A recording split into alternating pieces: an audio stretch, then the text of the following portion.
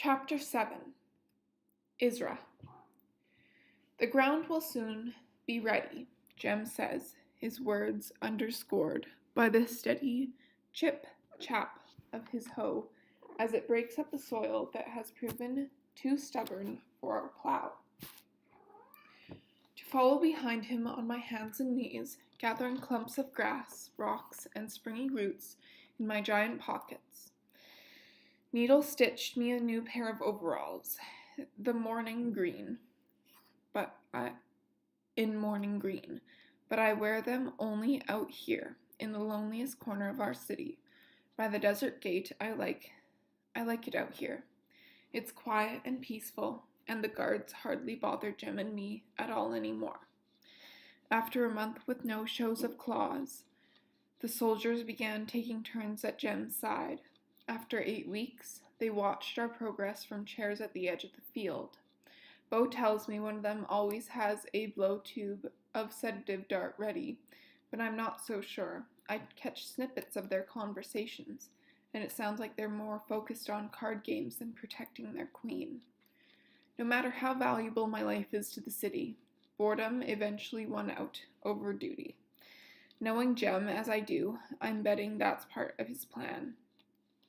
He has a plan. A secret. I'd bet my hands on it.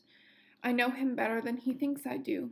You don't spend every afternoon with someone, listening to his stories and teaching him songs, without learning a thing or two about the way his mind works. The herbs and stuff can be put off a month or two, but not the bulbs. Jem speaks our language like he was raised in the city now. There's nothing growly or rough about him. He's the perfect gentleman. Gentle Monstrous. We need to get them into the ground, he continues. They should be planted while it's still cold. It will be cold forever. A part of me believes it. Spring is a promise that nature doesn't intend to keep. It won't be cold forever. It will. My nose will never be warm again. Good thing blue suits you, he says, making my lips twitch. Have you spoken to Junji? I speak to him every day, several times a day, whether I like it or not. You know what I mean. I sigh. I do. I sit back on my heel and tilt my face up, soaking in what warmth I can get from the weak winter light penetrating our dome. Our great shield is made of ancient glass, designed by our ancestors, to block out the damaging rays of the sun, specially treated to keep the city from growing too hot during the summer or too cold during the winter. Still, the air is chilly in the winter months. According to Jem, it's even colder in the desert. If it weren't for the risk of monstrous attack, it would be possible for citizens of Yuan to venture outside the cities for a short time without fearing sun damage. But there is the risk of attack. Jem's tribe is only one of many. The other tribes, those farther to the east and south, have left our city in peace until now, but they wouldn't hesitate to kill a smoothskin found wandering their lands. I can't ask the soldiers to put their lives in danger, and Junji will never allow Jem through the gate alone. His people have drawn deep within the wilds. They've left our city alone, as they promised, and Jem is the only reason.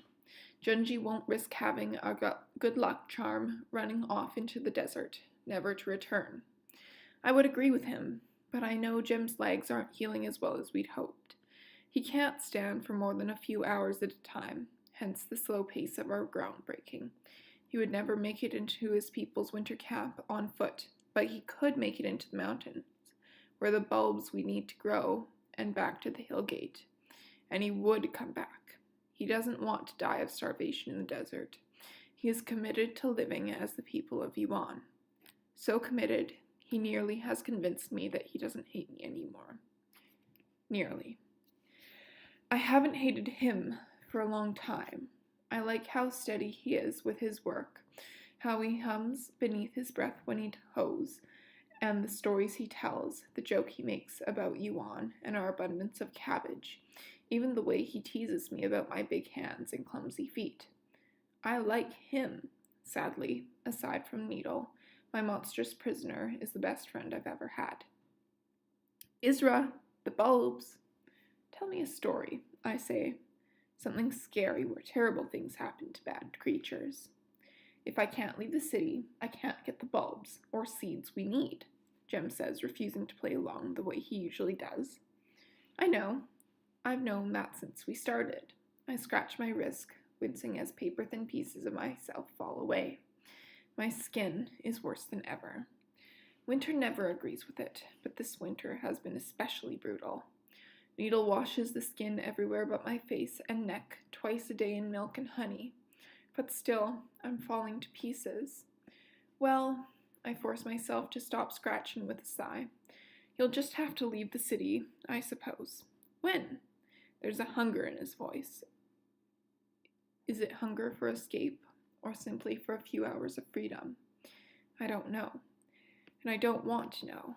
In the past 2 months, my time with Jem has become the bright spot in my day. If he were to leave, I remember your promise, I say softly. You're here to stay forever. There's no such thing as forever, he says, and I promised nothing. No one speaks for me, not even my father. Psh! I pick the rocks from my pocket, chucking them into the grass at the end of the field one by one. I'll have to pick them up again later, but I don't care. It will give me more time to figure out what to do about the seeds. Parents make promises for their children all the time. I was promised to the city before I was even conceived, and it's clear how pleased you are by it, he says. Don't let Junji hear you say that. Why not? Why not tell him yourself, and let them find another queen? My arm falters, and the rock in my hand falls. That's not the way it works, I say, running my fingers along the ground until I find the stone again. You know that by now? He grunts. Well then, why not leave? The desert wind isn't something any living thing should do without, he says, dangling the words like bait on the end of a line. A blind girl, in the desert, alone. That sounds like a wonderful plan, Jem, but I have responsibilities here, I say, wishing I'd never let him know how much I crave the feel of the wind on my face. I throw my rock, hard, using the strength in my long arms. Besides, I need this garden. A mutant queen isn't good for the city. He's quiet for a long, strained moment that makes my skin start to itch all over again. Yes? I ask, recognizing his about to say something Isra won't like silence. What is it? I'm not sure the garden will give you what you're looking for. I cross my legs, letting my heavy pockets flop at my sides as I tilt my chin up, fixing him with my full attention. But the herbs and bulbs we plant will reverse or inhibit mutation, I remind him. You've said so yourself. What about the monstrous babies born with scales covering their eyes, and the boys whose teeth grow too long to fit in their mouths without the herbs your healers administer for their children? The healing pouches have helped my people, he says, groaning as he settles onto the ground across from me. His legs seem to hurt the most when he's standing up or sitting down. But you are what you are. There's no changing that. Maybe not, but there's a chance of stopping it before it gets worse. I drop my voice to a whisper, suddenly very conscious of the soldiers across the field. I'm growing. And Jem asks in a way that makes it clear he thinks I'm being ridiculous. I'm already the tallest person in the city, and I'm still growing, I say, wishing I had a rock left to chuck at him.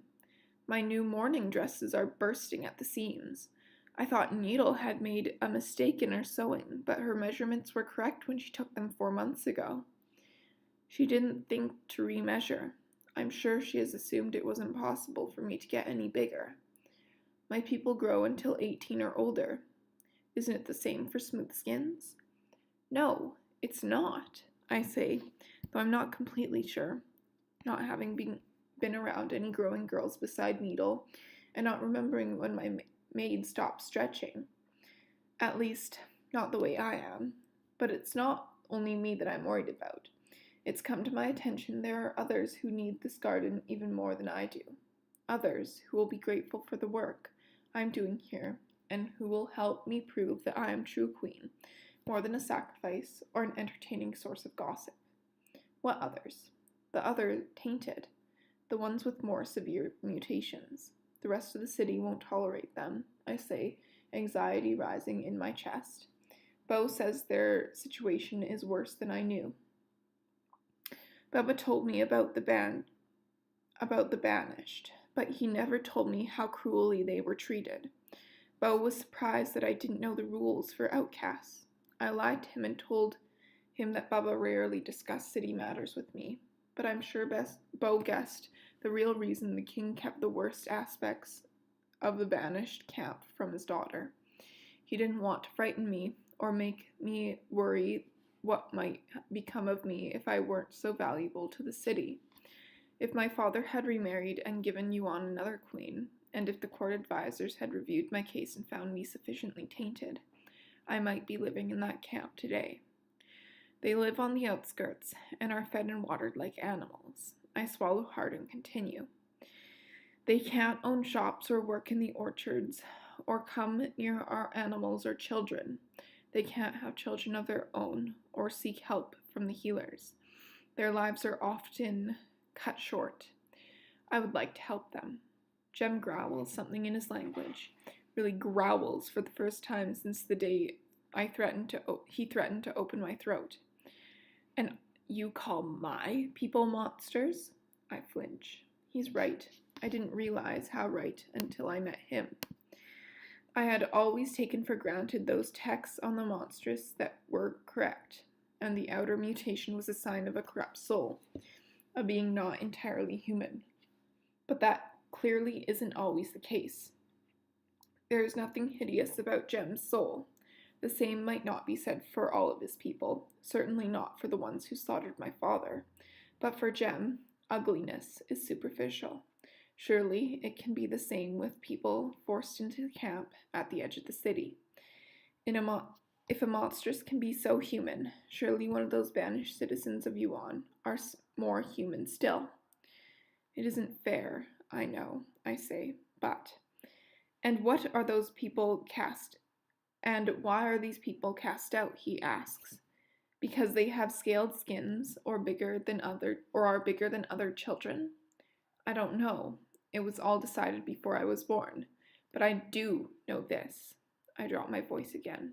Because of me, some of the nobles worry that mutations might be beginning to infect those who have always been immune. But if I can show them there's a cure, or at least a way to slow the process, I clear my throat. It's difficult to talk to Jem about this.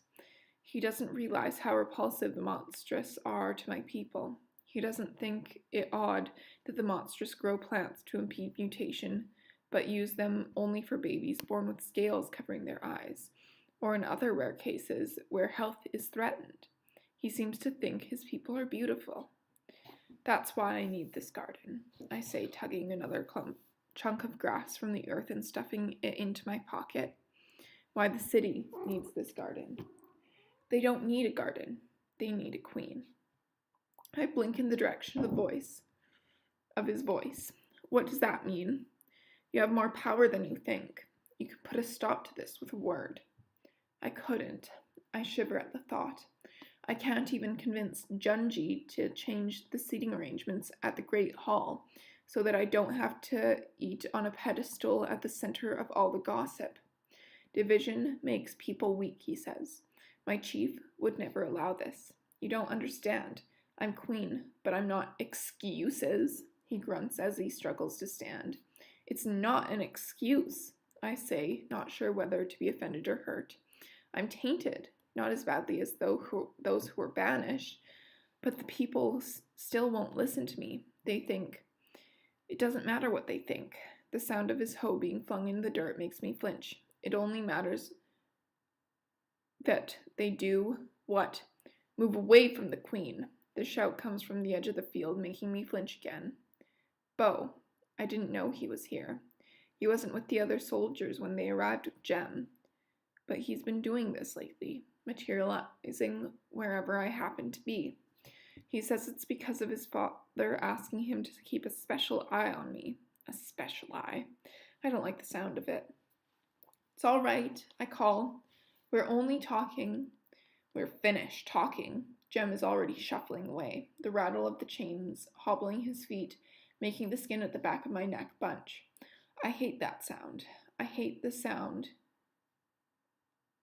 I hate that I'll never have the courage to ask for the chains to be removed. Tell the guards I'm ready to go back to my cell. Are you all right? Bo squats beside me, his swift breath ruffling the hair above my ear. I want to swat it away like an insect, but I don't. Bo hasn't done anything inappropriate. Not really. I'm fine, I say, forcing a smile. It's not Bo's fault I'm having a difficult time embracing our impending betrothal. Chunji hasn't said anything outright, but his machinations aren't as subtle as he believes. Bo is always seated next to me at dinner, always the one chosen to deliver messages to me in my rooms, and the only guard allowed to be alone with me. As soon as my morning is over, Junji will be at the tower door with official betrothal documents in hand, asking me to sign away what little freedom I've enjoyed since Bubba's death. So Bo is a good man, a good boy, only 19, the same age as Jem. But even good men can make cruel jailers. My father locked my mother in a tower for months before she made her fatal escape, and he held me prisoner for years. What if Bo proves to be a king who prefers his wife kept under lock and key? I know it's my duty to marry as soon as custom allows, but I can't help wishing I had more time to adjust to the idea. To adjust to Bo. He's attentive and flattering, but aside from his opinions on wine and music, I don't know much about him. I can't seem to scratch the surface and find out what, if anything, lies beneath. Winter, as miserable as it is, can't pass slowly enough this year. Are you sure? Bo asks. I'm sure. I brushed the dirt from my hands, moving a degree away from him in the process. Jem's only tired. His legs hurt. He needs an escort back to his room. Right away, Bo calls to the other soldiers, clearly relieved to be rid of our prisoner. He's spoken to Jem a few times, but never more than a word or two. Jem obviously makes him feel uncomfortable. I know Bo would welcome an excuse to tell his father I shouldn't be allowed to work with the Monstrous anymore. That knowledge makes me careful to remain as calm as I call. Jem? Yes, my lady. The words are crisp, cutting in their politeness. I'm the one who told him he must call me my lady when other people are around, but at the moment I hate the sound of the words. Will you come to work tomorrow? You're the queen, my lady, he says. You don't have to ask. I want to ask, I mimic his sugary tone, exactly down to the hint of a snarl hiding beneath. Wouldn't your chief ask? I don't know, my lady. My chief doesn't keep slaves. He shuffles away, the rattle of his chains banishing any whisper of protest. He's right. He is a slave. But what can I do to change that when I'm not much more than a slave myself? Can I work on healing the garden I can work on this healing garden and do what I can to help my people, but I will never fundamentally change Yuan. In a city bought with blood, certain things will never change. Can never change. If they did, the city and her bickering people and hungry roses would cease to exist. I fold my arms around myself, cold despite the layers I put on before leaving the tower. I'm always cold lately. There never seems to be enough fire or hot tea or ginger soup to thaw the things frozen inside. What's wrong? Bo's hand warms my knee. He's settled down to sit on the ground beside me, a strange thing for a soldier to do. But I'm grateful. I'm not ready to stand. Are you all ready? Are you really all right? I told you. I'm fine. I smile to soften the frustration in my voice. Jim and I had a disagreement. Nothing to worry about. A monstrous shouldn't quarrel with a queen. Why not? I laugh, my new bitter laugh. My parsnip laugh. Sour and gritty. Everyone else does. Even Needle. and she can't speak. Do you want a new maid? He asks, making my heart skip a beat. I know a wonderful girl, a noble, who mentioned she'd be honored to. No, I hurry to say. I love Needle. She's devoted to me, and there's nothing like that. I brush hair away from my face with an angry whip of my fingers. Forget I said anything, please. I'm not myself. Are you ill? No, My stone-filled pockets suddenly feel heavier. I'm just tired. And dirty. Beau cups my chin in his hand. I've never seen a lady of court who enjoys dirt as much as you do. I'm not a lady of the court. I'm a lady of the tower. Not anymore, he says. Always. I turn my head, breaking contact. His touch still makes me nervous, and his hands feel even softer than usual. Isra. His sigh blasts my neck like a wave of heat from a fire. I curl away, brushing my ear with my shoulder. I need to tell you something. I think I wanted to ask. My pulse picks up. Have I been wrong about Junji and Beau waiting until morning is over? If Beau asks me to marry him right here, right now, what will I do? What will I say? I will say yes, of course. But how? Should I say I hope we'll be friends? That I hope our marriage will be a happy one? That I look forward to our wedding day, but not our wedding night, because I've heard he has a reputation with the ladies in court, and that petrifies me. Because how will a girl whose entire experience consists of one wet kiss compared to all the girls and women he's already been with? No, I can't say that. Of course I can't. I lick my lips, preparing to give him his answer and hoping it comes out right. And then he asks, Does your maid take breakfast with you? And I feel like a fool. Excuse me? My forehead wrinkles. Does Needle take food or drink from your tray? No, Needle has her own tray. I don't understand what he's getting at, but I don't see any harm in telling him the truth. It's brought before mine. She wakes early. That's what I thought, he says in his stone plunking voice. I don't understand. Don't drink your tea in the morning. Plunkier still. What? Stop drinking your morning tea. Get rid of it, he whispers, leaning close for me to smell the cabbage on his breath. Pour it into the plants on your balcony, or in your bed pot, or someplace no one will think to look. The casual mention of my bed pot makes me cough awkwardly into the crook of my arm. I am far from shy, but I've never discussed my bed pot with anyone. Ever. And why should I do that? So no one will realize you're not drinking it. My skin crawls beneath my shawl, and I refuse to scratch it. Are you? I swallow, shaking my head as I understand what he's implying. No. No one would try to poison me. I'm the queen. I have no husband, no children. If I die now, the city would. Not all poisons kill, Isra. He takes my hand, his thicker, fatter fingers cushioning my longer, thinner ones, like 10 little pillows. I may be wrong, but please, indulge me. Pour out the tea for a week, maybe 2. That should be enough to know.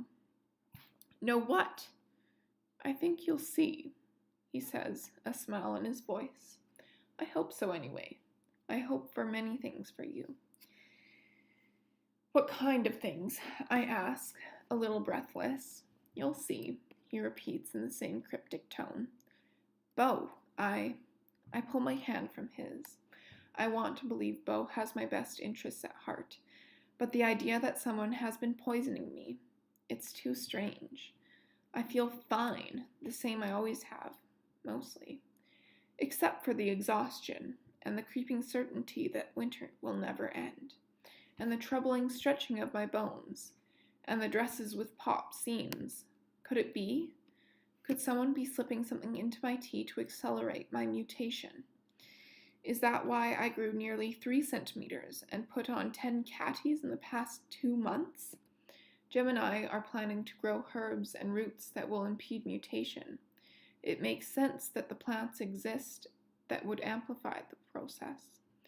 I want to ask Beau if that's what he believes is happening, and why someone might do such a thing, but I can't. I can't discuss my defects with any whole citizen of Yuan.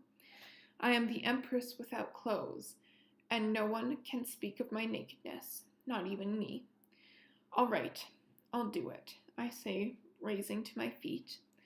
I'll dispose of the tea. Thank you. I should be thanking you, I say, trying to smile, but I can't. I've gone too sour. I'm past parsnip, bitter to a turnip inside. I should change for dinner, I say, backing away. Let me escort you. Thank you, but I can find my own way. I'd rather go alone. Or as lone as I ever am, considering that the guards at the edge of the field will be shadowing my every move. Since the night I slipped away from them at the coronation banquet, they've been careful not to lose track of me. I'll find you later, in the hall, I say. I turn and walk away, counting my steps to the edge of the field. I wouldn't really rather go alone, but I don't mind going with Beau, or any other member of court, or any of the soft, silky whole citizens of Yuan. I'm filled with sudden longing for Jem. Only with him is it safe to be the ugly thing I am. He's the only one I can talk to, the only one who tells me anything close to the truth. And now I've made him hate me all over again. But perhaps I can do something to make amends. Perhaps. He craves a walk beyond the walls. I can give that to him. The state of the Banished camp isn't the only thing I've learned from Beau.